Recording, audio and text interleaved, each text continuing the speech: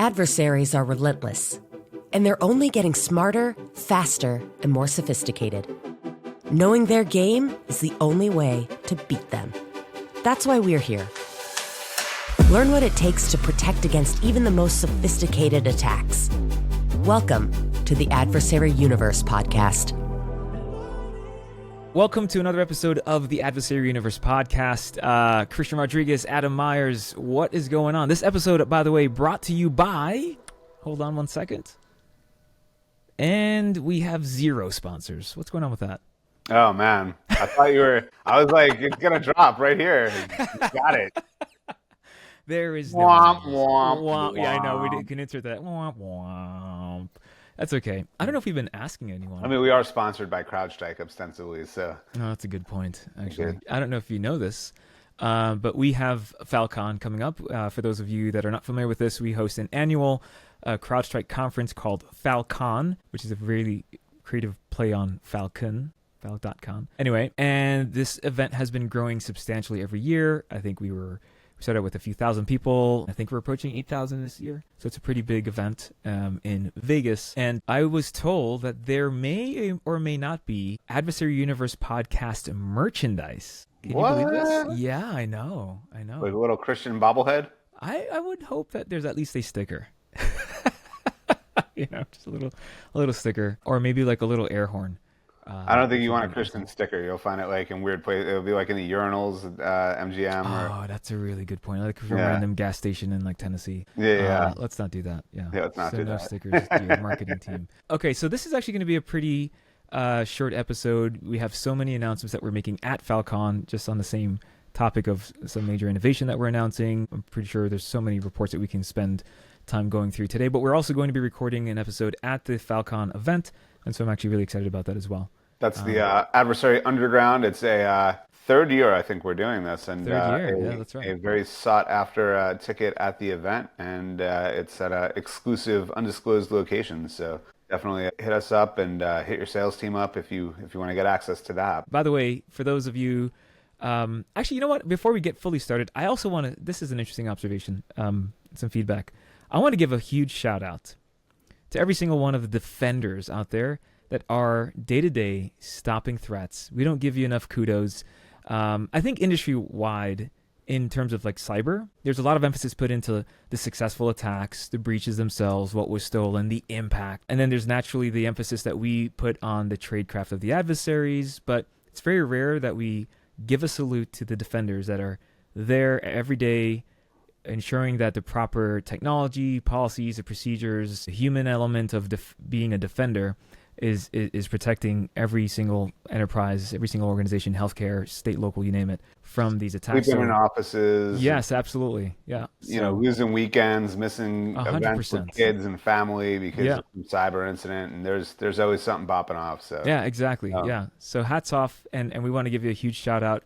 And if you want to send us some great success stories of the things that you did stop, send it out. Maybe we should make a full list, right? We'll even anonymously, if I can even speak English today, anonymously reference these success stories and just give you a shout out, because I think it's important to highlight the successes of the breaches that we do stop versus just focusing on the breaches that were successful, if you will. So I think it'd be fun to do that one day.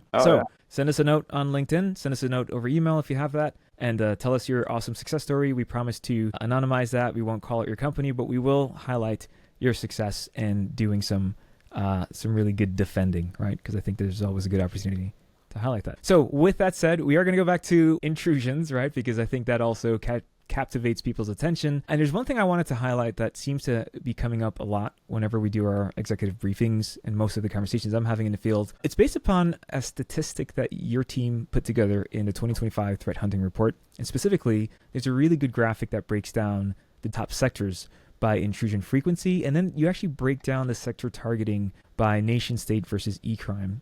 And there's a number, and there's an industry, really two industries, or three if I start doing the math here. Three industries that were impacted severely by an increase in nation-state activity, specifically technology, which was number one, with a 99% increase of activity coming from nation-states, and then also professional services, which had a 126% increase in activity coming from nation-states in terms of intrusions that were attributed to those I think number three was government, right? Wasn't it about So actually, 185%? so it was yeah, exactly 185. So if we were to really stack rank it based upon quantity or the percentage value, it really would be government, it would be telecom, it would be consulting, and then it would be technology as really the fourth. But I think it was interesting of that technology and professional services have been kind of the top two industries targeted in general over the past, like 5 reports?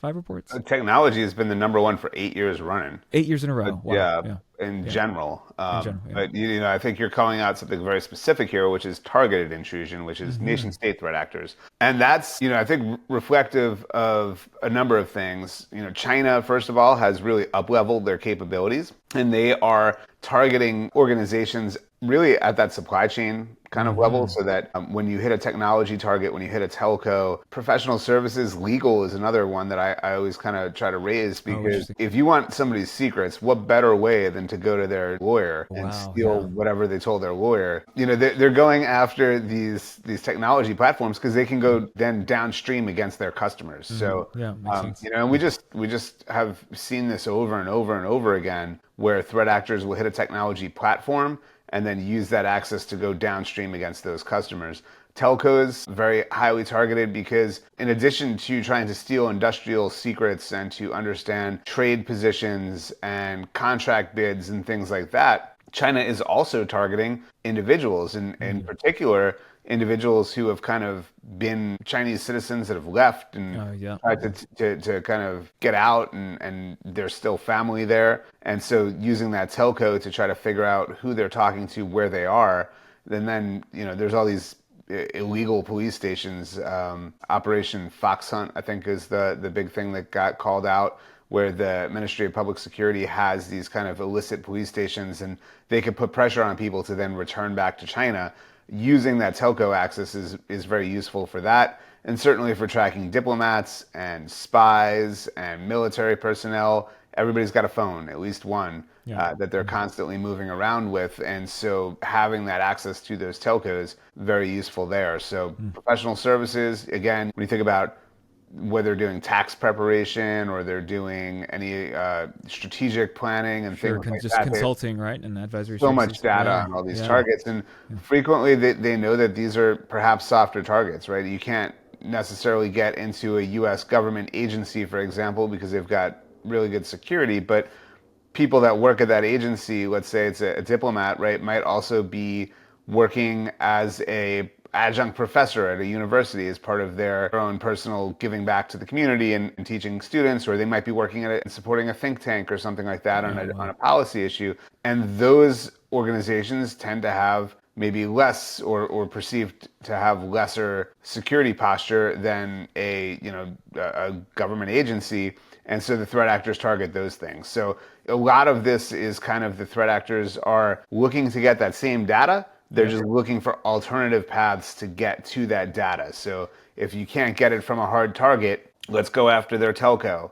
Let's go after their ISP. Let's go after their lawyers or their professional services, and I can still get the same information. I'd assume that there's also a much wider blast radius, right? If you get into the supply chain, especially on the tech side, now you have access to like all of that tech company's customer base, right? And that's kind of a shoe-in for you, or even a professional services org that has contractors that are embedded in like hundreds, if not thousands, of enterprises. Now you can just pop once and benefit many times, if you will, right? So exactly. You go downstream into whatever interesting targets you want from that point. And also, if they are not too noisy there, and then they go after one of those individual targets, they can kind of hide in a lot of that noise from that technology company or from that ISP or from that telco. And so it gives them a way to conduct intrusion operations and to minimize what that looks like, and then also maximize other targets they might go after, right? So if they could hang out there, and we've seen China has really, I call out China in particular here, they're probably the number one aggressor in this space, and they spend a lot of time now trying to hide what they're doing. We used to joke around, or not really joke around, but we kind of characterized Chinese intrusion activity back in the early 2000s as smash and grab, right? They were very noisy. They came in, they broke the windows, they took everything, and they ran away. And now, in the last 18 months, for the first time, they care about getting caught. They're using these orbs to hide their traffic in compromised residential routers, or they are actually trying to hide their tracks, or they're covering up anything that they're doing on the system, or a number of things that they've done to up-level their tradecraft. And this is the first time that they've really exhibited doing that. And I think that this is because they want that persistent access, and they want to maintain the ability to collect information whenever they need it. Wow, that's fascinating. If it's kind of like if you've already penetrated the bank and you have a secret tunnel into the vault, and you keep that quiet for a while, you can take the money out whenever you want it. Yep. Versus having to like come in and do this big heist and get whatever you can, and then if you miss something, now you have to go redo the whole heist. So they want that persistent access. I love that analogy. Actually, I just pictured a bunch of people in clown masks that couldn't help myself. But no, that's fascinating. I'm really curious. I don't know if you have any more color on this, but there was a 12% decrease from an eCrime perspective as it relates to technology, the technology sector being targeted. And it made me wonder, how often do we see an overlap in intrusions where there may be, for example, a nation state or just a group already infiltrating victim X, and then, secondary group comes in and says, oh, this place is already compromised, or is there someone actively in there? I think the Overwatch team calls that a contested environment. And, I love that. They've, particularly in the telco space, we've been in a few of them where we found multiple adversaries, sometimes on the same box. Oh, wow. Just sitting down in a lounge? Yeah, they're just like waiting in the night, And even, I think one of them, if I remember correctly, I think it was the White Basin threat actor. They actually look for other threat actors' IOCs, their indicators of compromise, to see if there's other threat actors that they know on the same box. Oh, wow. So there's a lot of areas where we've seen things like that happening. Oh, that's fascinating. Do you think that it ever acts as a deterrent? For example, eCrime group goes into an environment, sees that nation-state activity is tied to like China, for example, and they say, we're going to get out of here because we don't want to. No, is it less? I think it would be more the opposite. I think the eCrime threat actors tend to be very noisy, and they're kind of very focused on getting in and typically deploying ransomware. Sure. So they don't really pay too close attention to what else is going on in that environment. They're just trying to achieve their objective. Mm-hmm. It's the espionage actors that want to maintain that persistent access. It's almost in their best interest to stop, if they see an eCrime threat occur, to stop it from being successful, so that nobody does an investigation and then also finds their stuff. So that's a really good point, because I think from an espionage or even motivation perspective, right? If we're talking about the tech sector being impacted more by nation-state activity, I can assume that over the next decade, especially with AI driving this, we're going to see a lot more innovation in terms of energy and sustainability, and AI being put into like advanced robotics and even blockchain development, if that's becomes a thing still, right? And people are actually working on innovation. Getting all the buzzwords. Yeah, exactly. I just said marketing. We have a marketing chatbot. I said, just give me the words of the day, and I'll just kind of run through this. I'm kidding. There's a lot of work being put into new innovation, and I can only imagine that's going to drive a whole new slew or like a new wave of espionage from nation state groups. Is that something you're kind of anticipating going into next year? Well, let me try to break that down. So you're asking if the innovation from the nation state groups is going to I'm saying more from AI is going to make its way into that. I would say that more of like the question is, will innovation, or will AI drive new innovation in enterprises that will increase espionage activity from nation states? I see.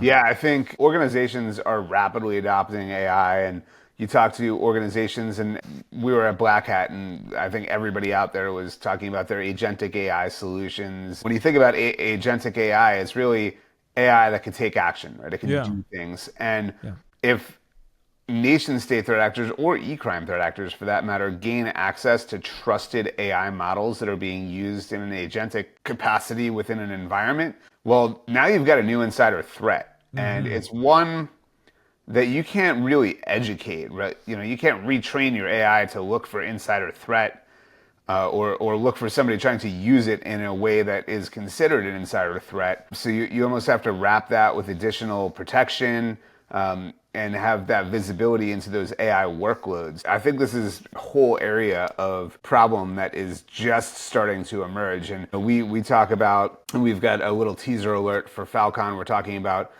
some of the foreign AIs that we've analyzed and how they've been aligned to particular ideology. that is associated with those nations. And so as cryptic as that was, you'll know more in after Fal.Con. That is, a pretty interesting thing, because the fact that these AIs have been aligned to some ideology will, as everybody starts running their own AIs and training their own models and doing their own agentic solutions, I think we're going to start to see a lot of different problems emerging within the use of AI. And then being able to detect if somebody is misusing that AI becomes a whole other orthogonal problem to that. I'm familiar with some of the things we're about to announce at Fal.Con. I'm pretty excited around. But like you said, I think AI is going to be the new insider threat. Imagine like a scattered spider, for example, gains access to somebody's LLM inside their environment that has agentic capacity to modify hosts or something like that, and they start getting the AI to, and somebody that is adapted social engineering can certainly figure out how to social engineer an AI and then get it to take these actions that are counter to what it should be doing, and that gives them an advantage. So as organizations are rolling out AI technology, agentic AI technology, they need to be extremely careful about how they do that, and thoughtful about how can they monitor for abuse, because these things are going to be implicitly trusted. Yeah. That's fascinating. All right. We're going to have a whole episode on agentic AI models. So look, we're going to keep this one short today. Once we're done with Fal.Con, we have a list of guest speakers that we need to get through. But in any event, there's some really great things that we're working on. We can't wait to get these guests on, get some really great interviews published. We'd love to have Cameron back on to talk about behavioral stuff. That's been a podcast episode that most people have been asking for an update on. Shout out to everyone. Also, we've been getting a lot of feedback. I've been doing these EBCs and kind of touring the country. I've been on the road a lot. But a lot of folks have been saying they really appreciate the podcast, the format, the topics, and they've been making a lot of suggestions. And so we appreciate the support. We appreciate the listeners. We appreciate all the feedback. So more to come. Post Fal.Con, we'll have some really great updates. We'll have a Fal.Con wrap-up episode as well. We kind of highlight some of the innovation that we're working on and how that maps to some of the Adversary tradecraft that we're publishing out of Adam's team. I'm really excited about that. So that should be a fun couple of weeks going into October. So perfect. Cool. All right. Well, thanks everybody. We'll see you soon, and hopefully see some of you at Fal.Con. You got it. See you later. Thanks so much for listening to this episode. If you like what you're hearing, subscribe to our podcast and head over to CrowdStrike.com/adversaries to learn more about the many bad guys we track. Thanks for listening, and we'll see you next time on the Adversary Universe podcast.